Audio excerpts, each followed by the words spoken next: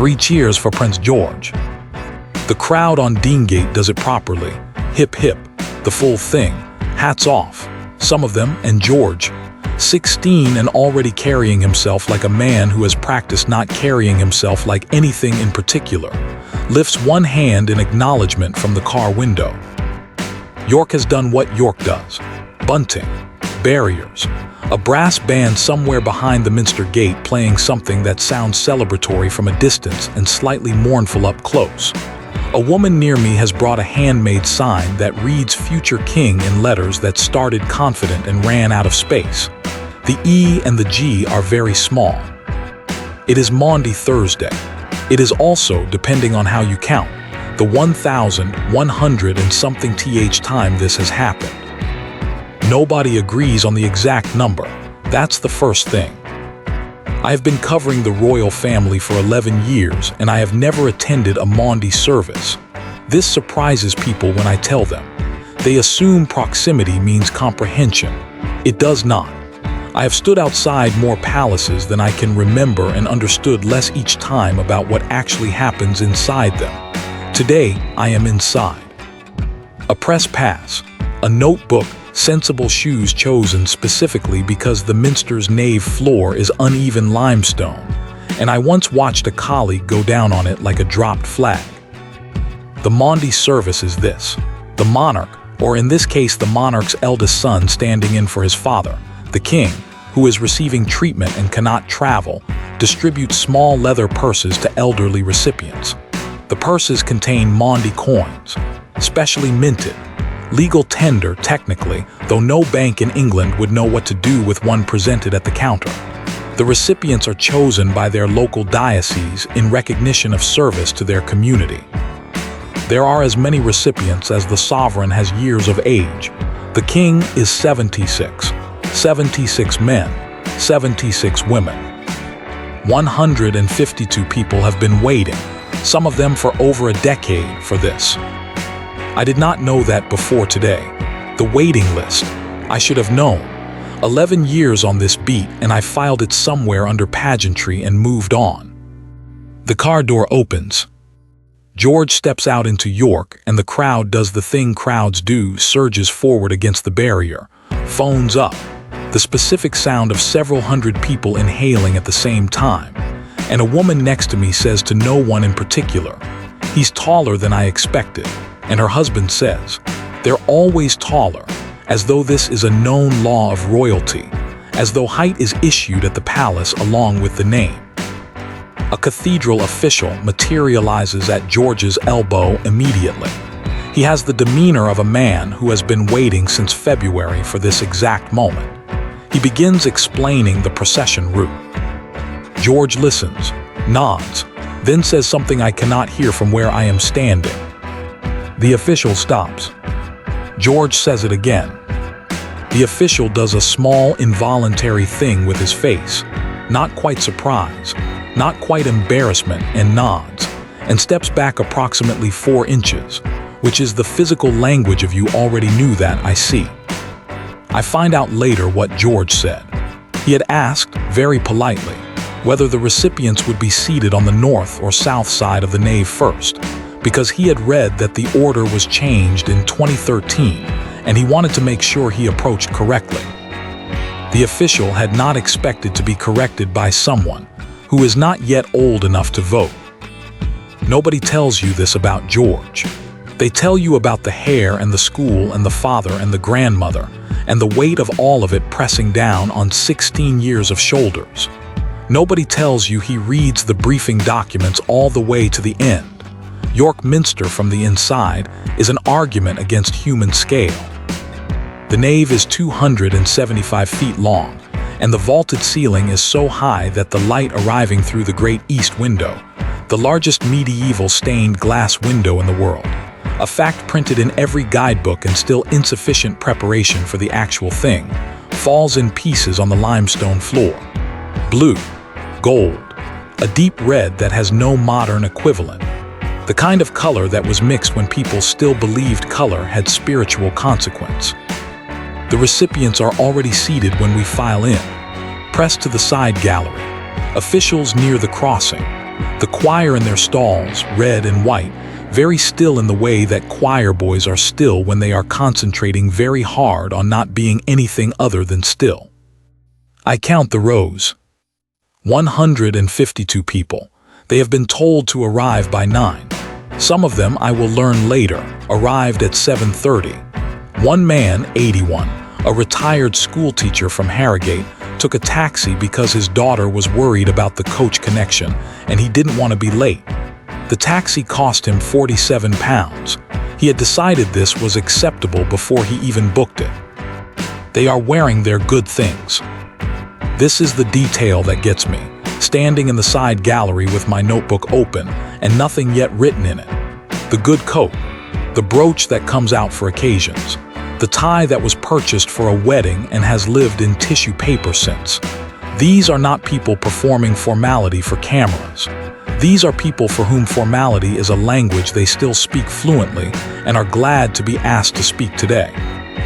George enters to the choir beginning the introit and the congregation rises and the sound fills the minster, the way sound fills the minster, completely, as though the building was designed to leave no room for silence, which it was, which it is, and I watch the recipients. Not George, the recipients. There is a man in the third row from the front, south side, who closes his eyes when the choir begins. Not in prayer, I don't think, in something else, in the specific private experience of being somewhere extraordinary and wanting to be certain you feel it properly. There is a woman near the end of the same row who is gripping her order of service sheet with both hands, not from nerves, from something that looks like the physical management of a feeling she was not expecting to be this large. There is a woman in the row behind her, good coat, gray, belted, the kind of coat that suggests it was expensive 30 years ago and has been maintained with religious dedication, who is looking at George directly and completely without the hunger that crowds usually have, that need to take something home in the form of proximity or image. She is looking at him the way you look at something you have been thinking about for a long time and are now, finally, simply seeing. I do not know her name yet. The procession moves down the nave. Yeomen of the guard in their Tudor uniforms, the ones that look like a historical fantasy and are in fact a historical fact, carry the dishes of purses on their heads, which is the tradition, which apparently nobody has ever thought to question or modernize, and blessedly so, because the effect is extraordinary. A cathedral full of people watching men in red and gold carry the gifts on their heads like an offering in a different century entirely. Which it is. Which is the point. George walks the line. He has been given notes. He refers to them minimally. At each recipient he pauses, says something, hands the purse. Some of the recipients say thank you in ways that seem to use their whole bodies. Some of them can only nod. A few men, mostly, the ones who have spent their lives in industries where the expression of feeling was a liability, shake his hand with a grip that says what they cannot. The television cameras track George. I track the woman in the gray coat. When George is 4 recipients away from her, I can see her hands in her lap. She has stopped gripping the order of service. She has set it down on the pew beside her, which means she no longer needs it as an anchor. Her hands are open on her knees, which is either composure or its last resort, and I am too far away and too inexperienced in the specific emotional vocabulary of 94-year-old women to know which. 3 recipients. 2, I find Margaret before the service.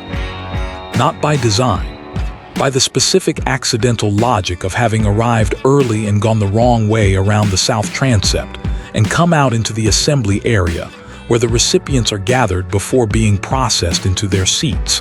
And she is there by the window, alone in the gray coat, looking at the Minster garden. I ask a diocese volunteer if I can speak to her. The volunteer asks Margaret. Margaret turns from the window and looks at me with the frank, unimpressed assessment of someone who has been looked at by other people her whole career and knows exactly what they're actually looking for. "What do you want to know?" she says. I tell her I want to know about the waiting. She considers this, decides it is a reasonable question, tells me to sit down, which there is nowhere to do, so we both stand, which she does without any apparent discomfort despite being 94 and having, I will learn shortly, walked from her bed and breakfast on Gilligate that morning rather than wait for the arranged car, because she wanted to see the city before it got busy. She was a district nurse for 41 years, the Selby area mostly, rural rounds, miles of them in all weathers in cars that were not always reliable. She retired in 1994. She has been nominated for the Maundy list 3 times. The first time she did not get it. The second time she did not get it. The third time, 11 years ago, her name went on the waiting list. She says this without bitterness. She says it the way you state facts that are not the story, just the geography of the story. I ask her what kept her. She says, well, I wasn't going anywhere, was I? Then she laughs.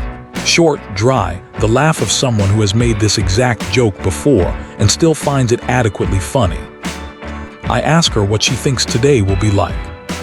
She looks back at the garden. I think it will be very nice, she says.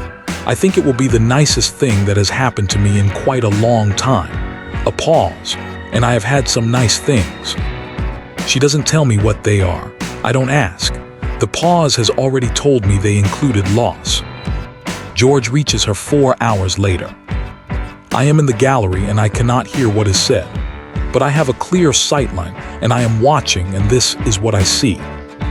George arrives at Margaret's position and the aide at his shoulder murmurs something, the name, the summary, 41 years district nurse, Selby, the compressed biography that is all ceremony allows. George takes the purse from the dish, turns to her. And then he does something that is not in the briefing document, because there is no briefing document for this, because this is not a thing that can be briefed. He asks her something. I can see it in the shape of his mouth. A question. Her eyes change, not surprise, but the look of someone who has just been asked a real question instead of a ceremonial one and is recalibrating. She answers. He listens. Not the practiced listening of someone waiting for their cue to move on. Actual listening, the kind where the body leans slightly forward and the eyes stay on the face. She says something else. He nods. He hands her the purse. She takes it with both hands. He shakes her right hand and holds it, 1 second, 2, longer than the rhythm of the line requires. Not long enough that anyone watching would call it irregular. Long enough that Margaret, I think, will remember the weight of it. He moves on. She looks down at the purse in her hands. Then she looks up at the ceiling. At the vaulted, impossible ceiling of York Minster, 14 stories of medieval certainty above her, and she keeps her eyes there for a moment, which is either prayer or its secular equivalent, which is the private acknowledgement that something real just happened. I find out later what he asked her. He asked if the rounds were worse in January or February. She had told him February, because in January you still have the stubbornness of Christmas in you. February takes that away. He had laughed, genuinely, the laugh of someone who found the answer unexpected and true. She had said, you should try it sometime. He had said, I'd like to. She had said, no, you wouldn't, but it's nice of you to say. This exchange took 11 seconds. It is the only part of the day I will think about on the train home. It happens in the South Choir aisle, during the second movement of the distribution, when the formal geometry of the service has settled into its own rhythm, and the cathedral has reached that particular frequency of sustained ceremony where everyone present has surrendered to the pace of it. A choir boy, he cannot be more than 10, small even for 10, with the expression of someone who has been concentrating very hard for a very long time and is beginning to lose the structural integrity of that concentration, is holding a processional candle. The candle lists, not dramatically, just a few degrees, the slow lean of something that has been held too long by arms that are tired. The choir boy corrects it, overcorrects. The candle lists the other way. He corrects again. His face throughout this is the face of someone attempting to appear as though nothing is happening, which is, of course, the face that makes it impossible to believe nothing is happening. George is 6 feet away. He catches it, the peripheral flicker of the candle's small crisis. He turns his head a fraction, just enough, and the choir boy, who has now achieved a temporary truce with gravity, meets his eyes. George does not laugh. He almost does. It is the almost that matters. The quarter second where 16 years old surfaces completely through the composure, the very slight compression at the corner of his mouth that he controls, just barely, just in time, and the choir boy, recognizing it, goes slightly pink with the relief of being seen and not reported. 4 seconds. The candle stabilizes. The procession continues. The minster resumes its ancient frequency. But for 4 seconds, George was just a boy in a building who found something funny and almost laughed, which is the most human thing that happened inside those walls all day. And I am the only member of the press who was looking at the right place to see it. I write it in my notebook in full, then I star it twice. Then I think about what I'm actually going to file, and I close the notebook, and I watch the rest of the service with my pen down, which is a thing I have not done in 11 years on this beat. The cars leave at 1:30. George goes first, efficient, clean, the way royal departures always are, as though the leaving is as choreographed as the arriving, which it is. And the crowd on Deangate does the thing again. The phones, the barrier surge. The woman with the sign whose E and G are very small. I stand on the pavement outside the Minster gate and call my editor. She asks me what I've got. I tell her I've got the candle, the Iran moment equivalent, the off-script human beat that tells you something about who the person actually is underneath the function. I've got George reading the briefing notes further than anyone expected. I've got 11 seconds with a district nurse from Selby that did more diplomatic work than most state dinners manage. She asks me if I've got Margaret. I tell her I've got Margaret. She says, "File Margaret." This is the right call. This is the call I was hoping she'd make. Here is what the day accomplished and what it did not. What it accomplished. George attended his first solo Maundy service in place of the king, and he did it without incident, without the kind of off-script moment that sends palace communications teams into emergency session, without looking young in any of the ways that being young at official functions usually manifests. The stiffness, or the over-relaxation, or the visible effort of managing an expression. He did it by most observable measures, with a quality of attention that the service itself deserved and does not always receive. What it did not accomplish, it did not make the tradition legible to anyone who wasn't already inside it. The television coverage will be 30 seconds of the procession, 15 seconds of George shaking hands, a clip of the crowd. The Maundy coins will be described as special coins without further elaboration. The waiting list will not be mentioned. The 41 years of district nursing in the Selby area will not be mentioned. The February thing, the fact that February takes the stubbornness of Christmas away, will not be mentioned. This is not anyone's failure. This is the arithmetic of news, which has its own logic and its own losses. But I am filing Margaret, so let me tell you about the coin. The Maundy coin is silver. Real silver, 92.5%, the sterling standard, the same that has been used since the 13th century.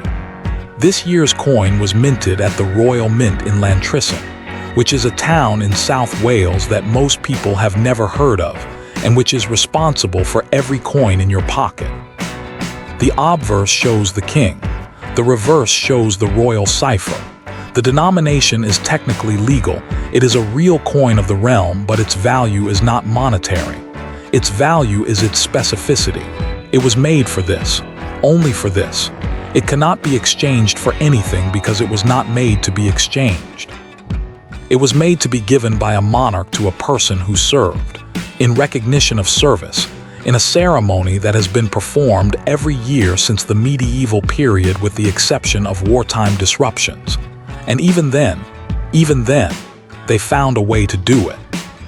Margaret puts hers in her coat pocket.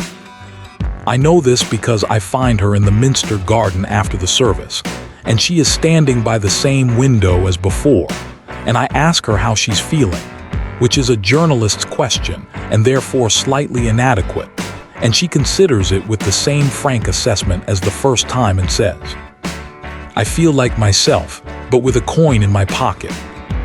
I write this down. She pats the pocket. The gray coat, the belted one, the expensive one from 30 years ago maintained with religious dedication. "I'll put it somewhere proper when I get home," she says, "but for now I want to feel it." I ask her what the ride home looks like. She says she's taking the train from York Station, the 14th to Leeds, changing at Leeds for Selby, and she has a book. And she has a sandwich she made this morning at the bed and breakfast because she was not certain the buffet car would have anything she wanted. I ask what kind of sandwich. "Cheese and pickle," she says, as though this is self-evident, as though there is only one kind. I ask her what she'll do when she gets home. She thinks about this, genuinely thinks about it, the way people think about things they haven't planned because they've been too focused on the thing before. "Ring my daughter," she says. "Have a cup of tea. Tell her about the boy." The boy. George, second in line to the throne, future king of the United Kingdom and the Commonwealth realms, who read the briefing notes to the end, who already knew about the 2013 seating change, who asked a 94-year-old woman whether February or January was worse for rural rounds, and listened to her answer with his whole body. The boy. There are people who will tell you that the Maundy service is anachronism dressed as tradition, that distributing ceremonial coins to elderly recipients is performance, that it serves no function beyond the symbolic, that the money spent on the ceremony, the yeoman's uniforms, the minting, the logistics of moving a royal visit to a different cathedral city every year, could be redirected toward the communities these recipients served. This is a coherent argument. I am not going to dismiss it. But I am also not going to pretend I didn't see what I saw. I saw 152 people who spent their lives being useful, who drove the rural rounds in February when the stubbornness of Christmas was gone, who taught the children who didn't want to be taught, who staffed the night shifts, who showed up to the difficult places because the difficult places needed someone to show up, and who, at the end of all of that, sat in a medieval cathedral in their good coats and their good ties and their maintained brooches, and were told by the institution they served that it remembered them, that the institution sent, in its representative, a 16-year-old who had read the briefing notes to the end, that the 16-year-old asked the right question, that he held a hand 1 second longer than protocol required, and nobody told him to. Power is only worth anything when it remembers who it was built on top of. George, in 11 seconds with a district nurse from Selby, gave every indication that he understands this. Whether the institution he will one day lead lets him keep that understanding, that is a different story. That is the story none of us can file yet. I take the train south at 3. I write Margaret's piece on the way, file it from Leeds. My editor puts it second on the page below the official coverage, above the analysis. The official coverage has George's name in the headline. Mine has Margaret's. I think that's right. I think that's the only way it makes sense. On the platform at York Station, before I board, I see her. Margaret, belted gray coat, small bag, a paperback tucked under her arm. She is standing very still on the platform, which is the stillness of someone who is not anxious but is simply present, simply in the moment of a day that has gone exactly as she needed it to go. She doesn't see me. The train comes. She boards, and somewhere in the pocket of that gray coat, not her purse, her pocket, where she can feel it, is a coin made of real silver that was made for this specific moment and for no other purpose. The train leaves York Station heading south. Margaret goes home. 2 weeks later, I receive a handwritten note. It is on plain paper, the kind you buy in packs from a post office, and the handwriting is the careful, upright script of someone educated before the era of keyboards. It says, "I thought you might like to know I've put the coin in a small frame above the fireplace. My daughter helped. It looks very nice there. I hope your article was received well. I thought you asked sensible questions." Signed, Margaret. No surname, as though I would know exactly which Margaret. I did.